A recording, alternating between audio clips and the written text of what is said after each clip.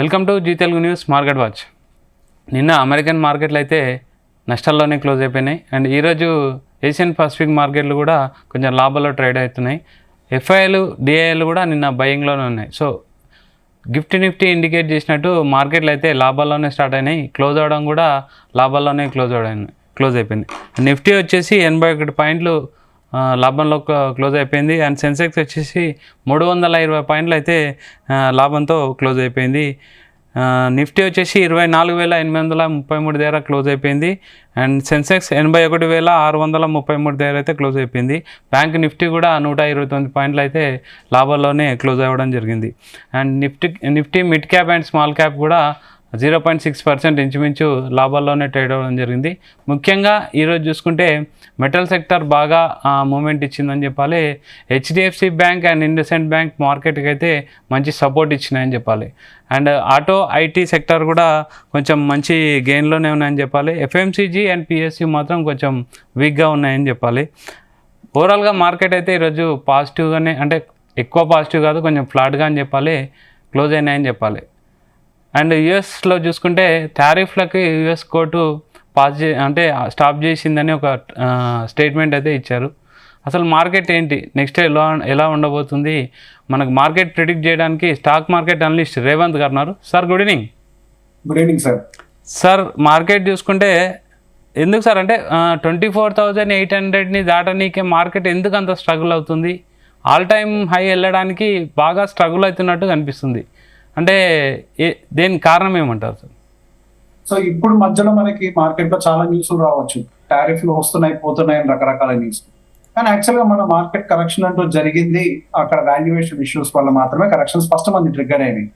Of course తర్వాత మనకి ఈ టారిఫ్ రిలేటెడ్ అన్సర్టనిటీస్ కూడా ట్రిగ్గర్ అవడం వల్ల ఎక్స్పాండ్ అయ్యి ఉండొచ్చు. కాకపోతే ఇప్పుడు మనకు ఒక షార్ప్ రికవరీ వచ్చిన తర్వాత ఈ 25,000 మార్క్ దగ్గర కొద్ది వరకు స్ట్రగుల్ ఎక్కువగా కనపడుతుంది. ఈ వారం రోజులు మొత్తం కూడా ఆ 25,000 దగ్గర నుంచి 24,700 ఒక లేదా 24,600 ఈ గ్యాప్ లో ఒక 300-400 పాయింట్లోనే విపరీతమైన వాలటాలిటీ మార్కెట్ లో అయితే క్లియర్ గా కనపడుతుంది. మీరు అన్నట్టుగా నిన్న కూడా కొంతవరకు యుఎస్ మార్కెట్స్ లో సెల్ ఆఫ్ కి గురవడానికి కారణం మనకి ట్రంప్ గారి సైడ్ దగ్గర నుంచి మళ్ళీ ఎస్కలేట్ అయిన కొన్ని టెన్షన్స్. సో బేసిక్ గా సెమీ కండక్టర్స్ కి సంబంధించినటువంటి సాఫ్ట్వేర్స్ ని చైనాకి ఇవ్వద్దు అని చెప్పేసి కొన్ని కామెంట్స్ చేయడం తోటి మళ్ళీ ఎక్కడ ఈ tariff related trade war escalate అవుతుందన్న ఒక భయంతో నిన్న కూడా కొంతవరకు ప్యానిక్ కనిపించింది. సో నిన్న యుఎస్ మార్కెట్స్ కూడా క్లోజ్ అయిన తర్వాత ఎన్విడియా రిలేటెడ్ రిజల్ట్స్ అయితే వచ్చాయి. అవి కొంచెం పాజిటివ్ గా ఉండడం తోటి ఈ రోజు ఇప్పుడు మనకి మార్కెట్ అంటే మన ఫ్యూచర్స్ యుఎస్ ఫ్యూచర్స్ అన్ని కూడా దాదాపు 1% అబవ్ అయితే ట్రేడ్ అవుతున్నాయి. సో బేసిక్ గా అక్కడ పాజిటివ్నెస్ ఉండడానికి గల కారణం వాళ్ళ నెంబర్స్ అన్ని కూడా బాగానే వస్తున్నాయి. సో వాళ్ళ నెంబర్స్ బాగుంటున్నాయి, స్టాక్స్ రియాక్ట్ అవుతున్నాయి. సో మన దగ్గరకు వచ్చేసరికి మనకి నెంబర్స్ అన్ని సెక్టర్స్ లో బాగా వస్తున్నాయి అని అంటే పోయిన క్వార్టర్ లో మనకి ఎక్స్పెక్ట్ చేసినంత విధంగా అయితే నెంబర్స్ అయితే లేవు. ఐటీ సెక్టర్ కూడా ఇప్పటి వరకు అయితే పెద్ద ఎత్తున మనకి మంచి గైడెన్స్ కూడా ఇచ్చింది అయితే లేదు. కరెక్ట్ గా రిజల్ట్స్ వచ్చే టైంకి టారిఫ్స్ కూడా ఉండడం తోటి సో గైడెన్స్ కూడా వాళ్ళు పాజిటివ్ గా ఇవ్వలేకపోయారు. మేబీ మనకి జూన్ కంప్లీట్ అయిపోయిన తర్వాత జూలై టైంలో రాబోతున్నటువంటి రిజల్ట్స్ లో ఏమన్నా గైడెన్స్ లో మార్పులు వచ్చే అవకాశాలు ఉంటాయి. సో గోయింగ్ ఫర్దర్ మార్కెట్ లో అప్ మూవ్ వస్తుంది అని అంటే అది కేవలం రిజల్ట్స్ బేస్ చేసుకునే ఉంటుంది. అప్పటి వరకు కూడా మార్కెట్ లో ఈ వాలటాలిటీ అండ్ స్ట్రగుల్ అయితే ఇంకా కంటిన్యూ అవుతూనే ఉండే అవకాశాలు ఉన్నాయి. ఓకే, ఇన్ఫాక్ట్ మనకి మొన్న Indian in terms of GDP మనకి జపాన్ కూడా క్రాస్ చేసామని చెప్పేసి అంటే మనకి ఫోర్కాస్ట్ వచ్చింది ఐఎంఎఫ్ దగ్గర నుంచి. సో బేసిక్ అది ఇప్పుడు వచ్చింది ఏం కాదు, ఇంత గతంలో వచ్చినటువంటి న్యూసే. సో దాన్ని దృష్టిలో పెట్టుకొని కూడా మార్కెట్ పెద్ద ఎత్తున రియాక్ట్ కాలేదు. సో గోయింగ్ ఫర్దర్ మనకి నెంబర్స్ అంటూ రివైజ్ అయ్యి కొంచెం మ్యానుఫాక్చరింగ్ ఏమైనా పికప్ కనుక అయింది అంటే డెఫినెట్ గా అడ్వాంటేజ్ జరిగే అవకాశాలు ఉంటాయి. సో ఒక రకంగా మనకి దాంతో పాటుగా ట్రంప్ రిలేటెడ్ టారిఫ్ ఇష్యూస్ కి సంబంధించి మన ఇండియా డిస్కషన్స్ కూడా కొలికి వస్తున్నట్టు ఉన్నాయి. సో అవి కూడా క్లారిటీ వస్తాయి గోయింగ్ ఫర్దర్. సో దీనికి కన్సిడర్ చేసుకుంటూ గోయింగ్ ఫర్దర్ ఏమైనా మార్కెట్ స్లోగా వెళ్తుంది, కానీ జూన్ ఎండింగ్ వరకు అయితే నేను పెద్ద ఎత్తున మనకి ఆల్ టైమ్ హై బ్రేక్ చేసి వెళ్తుందని అనుకోవట్లేదు. జూలై వరకు వెయిట్ చేసి చూస్తే బెటర్ అనిపిస్తుంది నాకు. సార్ ఇప్పుడు సెక్టర్ వైజ్ చూస్తే ఈరోజు అంటే IT sector, banking sector, IT sector గురించి ఏం చెప్తారు సార్ మెయిన్? ఐటీ సెక్టర్ కి సంబంధించి మనకు కొంతవరకు అయితే ఇబ్బంది కనపడుతుంది. మనకి 2021, 2022 ఆ ఇయర్స్ లో ఉన్నటువంటి నెంబర్స్ అయితే మనం మీట్ కాలేకపోతున్నాము. ఇది కొంతవరకు అయితే స్ట్రగుల్ కంటిన్యూ అవుతుంది. సో ఇంకా యుఎస్ లో అయితే అన్సర్టనిటీస్ అయితే ఇంకా ఉన్నాయి. సో బేసిక్ గా టారిఫ్ అనే ఒక అంశాన్ని పక్కకు పెడితే అక్కడ పర్టికులర్ ఎకనామిక్ రిలేటెడ్ అన్సర్టనిటీస్ అయితే ఉన్నాయి. సో దాని గురించి ఈవెన్ ఇప్పటి వరకు ఫెడ్ కూడా ఇంట్రెస్ట్ రేట్ కట్ అయితే విధించలేదు. సో నిన్న నైట్ ఫెడ్ రిలేటెడ్ మినిట్స్ బయటకు వచ్చాయి. పోయిన నెలలో జరిగినటువంటి ఫెడ్ మీటింగ్ సంబంధించిన మినిట్స్ నిన్న బయటకు వచ్చాయి. అందులో ఒక మంచి విషయం ఏంటి అంటే అందరూ న్యూట్రల్ స్టాండ్ తో ఉన్నారు. ఎవరు కూడా ఇంట్రెస్ట్ రేట్ హైక్ చేయాలి అని చెప్పట్లేదు, ఎవరు కూడా ఇంట్రెస్ట్ రేట్ కట్ చేయాలి అని చెప్పట్లేదు. సో ట్రంప్ టారిఫ్ కి సంబంధించిన క్లారిటీ ఒకటి వచ్చిన తర్వాత దాని మీద ఒక నిర్ణయం తీసుకోవాలనుకుంటున్నారు. సో అక్కడ వాళ్ళ ఇన్ఫ్లేషన్ కూడా కొద్దిగా కూల్ ఆఫ్ అవ్వట్లేదని వాళ్ళు అనుకుంటున్నారు కాబట్టి వాళ్ళు కూడా కొంత వెయిట్ చేస్తున్నారు. సో అక్కడ అన్సర్టనిటీస్ కొద్దిగా సెటిల్ అయితేనే మన ఇండియన్ ఐటీ సెగ్మెంట్ లో కొత్త ఊపు వచ్చే అవకాశాలు ఉంటాయి. మన ఇండియన్ ఐటీ సెగ్మెంట్ కొంతవరకు అక్కడ ఎక్కువగా డిపెండ్ అయి ఉంటుంది. కాకపోతే when compare to other segments ఇప్పుడు ఐటీ పర్టికులర్ కొంచెం ఫెయిర్ వాల్యుయేషన్ ఉందని చెప్పాలి. గత 3 సంవత్సరాల నుంచి ఐటీలో మనం ఎటువంటి రిజల్ట్స్ అయితే చూడలేదు. సో వాల్యుయేషన్ పాయింట్ ఆఫ్ వ్యూలో కొంచెం అంటే వాళ్ళ రిజల్ట్స్ కొంచెం బాగుంటాయని యాంటిసిపేట్ చేసినా కానీ మనకు అప్రూవ్ రావడానికి అయితే చాలా హై ప్రాబబిలిటీ అయితే క్లియర్ గా కనిపిస్తుంది. బట్ ఎక్కువ ఫోకస్ అంతా కూడా మనకి ఈ సంవత్సరం కన్సంప్షన్ మీద పెట్టాల్సిన అవసరం అయితే కనిపిస్తుంది. సో బేసిక్ గా మనకి వర్షపాతం కూడా కొద్దిగా ఎర్లీగానే నమోదవుతుంది అండ్ గోయింగ్ ఫర్దర్ బెటర్ గానే ఉంటుందని యాంటిసిపేషన్ కూడా ఉంటుంది. సో దీనివల్ల కొంతవరకు రూరల్ ఎకనామిక్ బూస్ట్ వచ్చే అవకాశాలు ఉన్నాయి. అండ్ దీంతో పాటుగా even next year agriculture side నుంచి జీడిపి వైపుగా కాంట్రిబ్యూషన్ కూడా అంటే సెంట్రల్ గవర్నమెంట్ కూడా కనీస మద్దతు ధర అయితే ప్రకటించింది. అది కూడా కొంచెం బూస్టప్ ఇచ్చే అవకాశం ఉండొచ్చు కదా సార్? ఎస్ డెఫినెట్ గా ఇప్పుడు వాళ్ళ దగ్గర డబ్బులు ఉన్నాయి అని అంటే డబ్బులు ఎంత అవుతాయి మళ్ళీ మార్కెట్ సర్క్యులేషన్ లోకి రావాల్సిందే. సో ఇదంతా కూడా మార్కెట్ ని కొంత బూస్ట్ చేసే అవకాశాలు ఎక్కువగా కనపడుతున్నాయి. రూరల్ ఎకనామీ కనుక కొంచెం స్టేబుల్ అయింది అని అంటే మనకి కన్సంప్షన్ అయితే కొంతవరకు బూస్ట్ అవుతుంది. ఇక్కడ మనం కొన్ని అంశాలను బాగా గుర్తుపెట్టుకోవాలి. ఇండియా అనేది సెల్ఫ్ కన్సంప్షన్ కంట్రీ. ఏదో కొన్నిసార్లు మనకి ఇన్ఫ్రాస్ట్రక్చర్ ర్యాలీ అవుతుంది, కొన్నిసార్లు మనకి రియల్ ఎస్టేట్ ర్యాలీ అవుతుంది, కొన్నిసార్లు డిఫెన్స్ ర్యాలీ అవుతుంది. కానీ సహజంగా మనకి ఎకానమీలో కొంత లిక్విడిటీ పెంచే ప్రయత్నం ఏం చేసినా కానీ మనకి కన్సంప్షన్ ఓరియంటెడ్ కొంచెం ర్యాలీ అవ్వడానికి అవకాశం ఉంటుంది.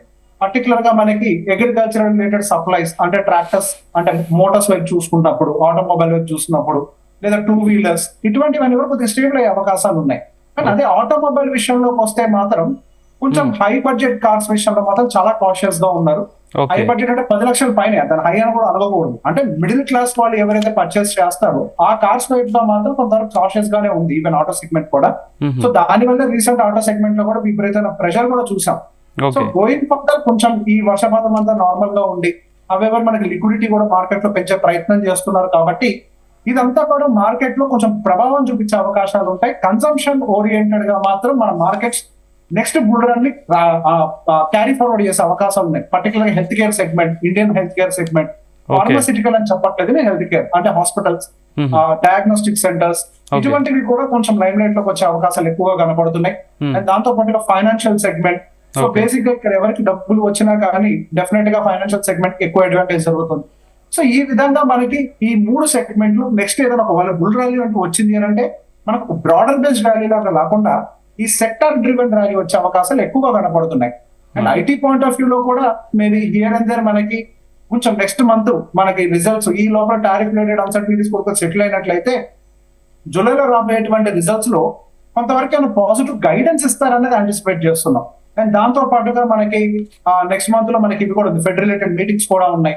సో ఫెడ్ రిలేటెడ్ మీటింగ్స్ లో కూడా ఏమైనా గుడ్ న్యూస్ వస్తుంది, ఇవన్నీ కూడా గమనిస్తూ ఉండాలి. సో ఇంకా అన్సర్టనిటీస్ పూర్తి స్థాయిలో తొలగిపోలేదు. నిదానంగా ఒక్కొక్కటి సర్దుమణిగే ప్రయత్నం మాత్రమే చేస్తుంది. సో మనం మార్కెట్ అయితే నంబర్స్ కోసం బాగా వెయిట్ చేస్తుంది. మనం గమనిస్తే యుఎస్ మార్కెట్స్ లో వస్తున్నటువంటి రికవరీ ఆ స్పీడ్ మన ఇండియన్ మార్కెట్స్ లో లేవు. ఫస్ట్ రికవరీ ఇండియన్ మార్కెటే, కానీ యుఎస్ మార్కెట్స్ చాలా ఫాస్ట్ గా పైకి వెళ్ళిపోతున్నాయి. ఇండియన్ మార్కెట్ ఒక దగ్గరకు వచ్చి స్ట్రక్ అయిపోయింది. దానికి గల కారణం ఏదో ఒక పాజిటివ్ ట్రిగ్గర్ కోసం మార్కెట్ వెయిట్ చేస్తుంది.